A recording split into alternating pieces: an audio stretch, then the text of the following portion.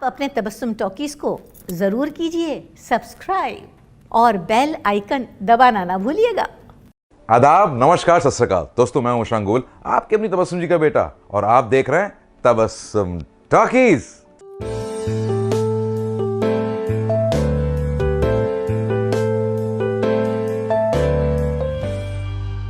आप केसर को इस दुनिया में ढूंढते रहे और हम आपको अपनी दुनिया में। ना आपको वो मिली और ना हमें आप। चलिए आज हमारे दरमियान जो फासला है केसर के जरिए हमेशा के लिए खत्म कर दें।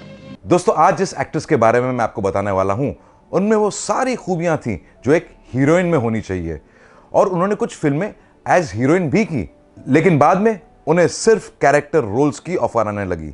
और वो है 70s, 80s और 90s की actress, bold and beautiful Padmini Kapila.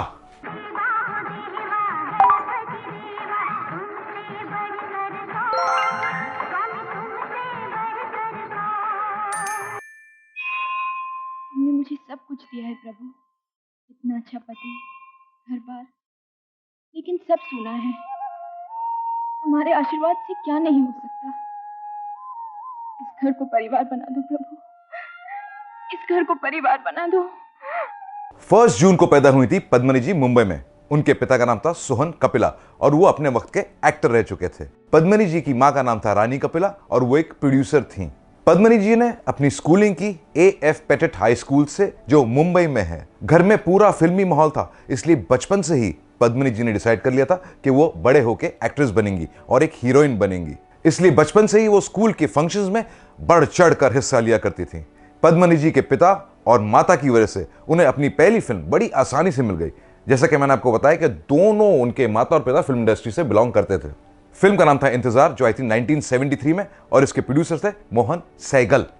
जब मैं सोती हूँ तो मुझे ऐसा लगता है कि एक भयानक राक्षस मेरा गला घोटकर मुझे मार डालना चाहता है।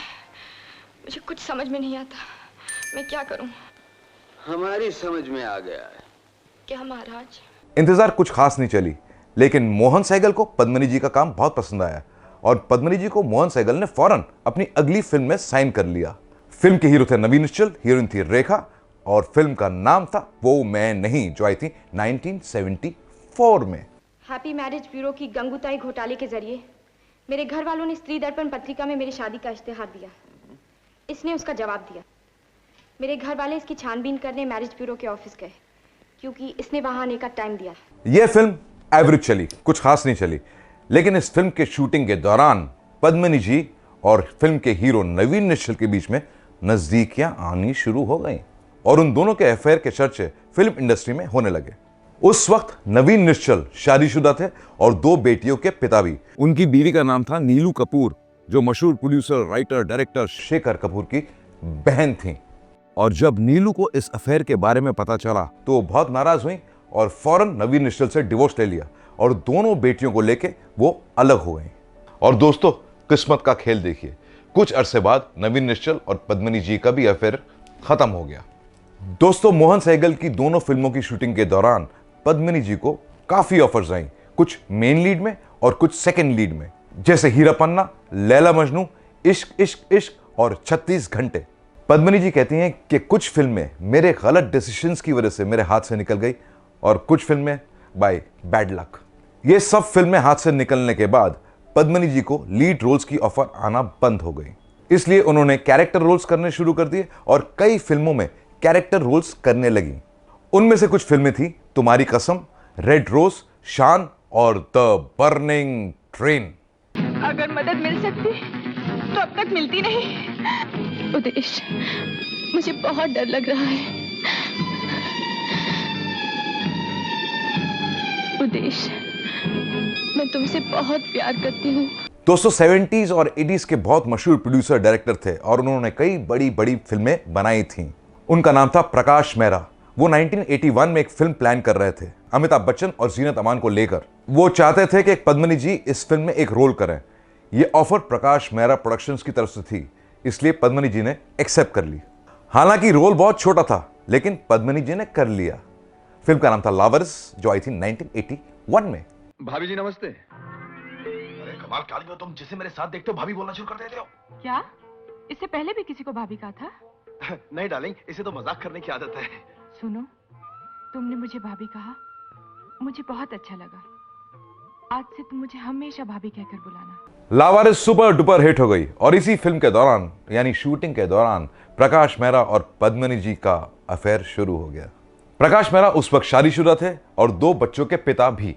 ये गहरी दोस्ती प्यार में बदल गई और फिर से पद्मिनी जी के अफेयर के चर्चे शुरू होने लगे। पद्मिनी जी ने एक इंटरव्यू में बताया था कि उन्हें पता ही नहीं चला कि कब उन्हें प्रकाश मेहरा से प्यार हो गया। वो कहती हैं, प्यार किया नहीं जाता, हो जाता है। दोस्तों, हम आपको बताएं कि पद्मिनी जी और प्रकाश मेहरा का अफेयर तकरीबन 8 सालों तक चला। और दोस्तों, कुछ लोगों का यह कहना है कि पद्मिनी जी प्रकाश मेहरा से शादी करना चाहती थी और मां बनना चाहती थी, लेकिन प्रकाश मेहरा ये नहीं चाहते थे।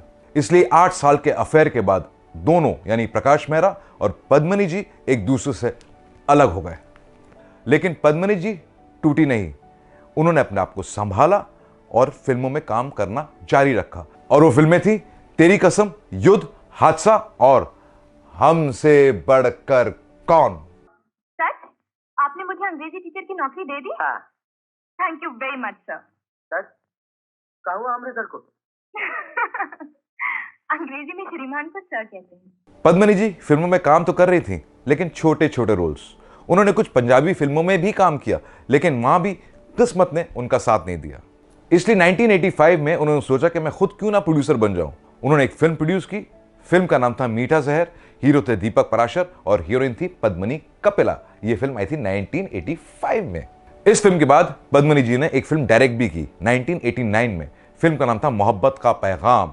यह फिल्म यानी मोहब्बत का पैगाम कब आई और कब चली गई कोई नहीं जानता है। दोस्तों, इस फिल्म की नाकामयाबी के बाद पद्मिनी जी लाइफ में सेटल होना चाहती थी। वो शादी करना चाहती थी।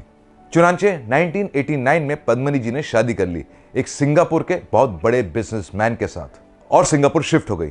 पद्मिनी जी का एक बेटा भी है और वो फिल्म लाइन से कनेक्टेड है, उसका नाम है कृष्णा।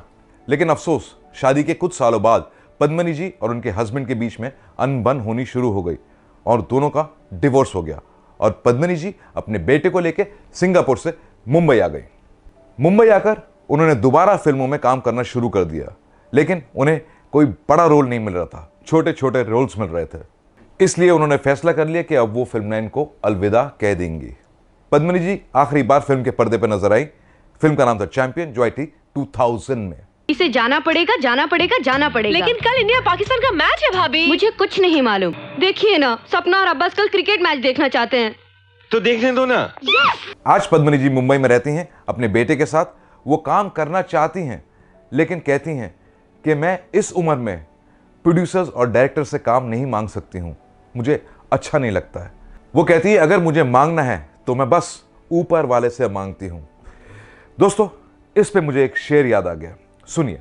मांगना है तो ए बंदे खुदा से मांग, मांगना है तो ए बंदे खुदा से मांग, यही वो दर है जहां आबरू नहीं जाती। तो दोस्तों, ऐसी बातें भी मैं आपको बताता रहूंगा। बस देखते रहिए तबस्सुम टॉकीज, करते रहिए लाइक, शेयर और सब्सक्राइब।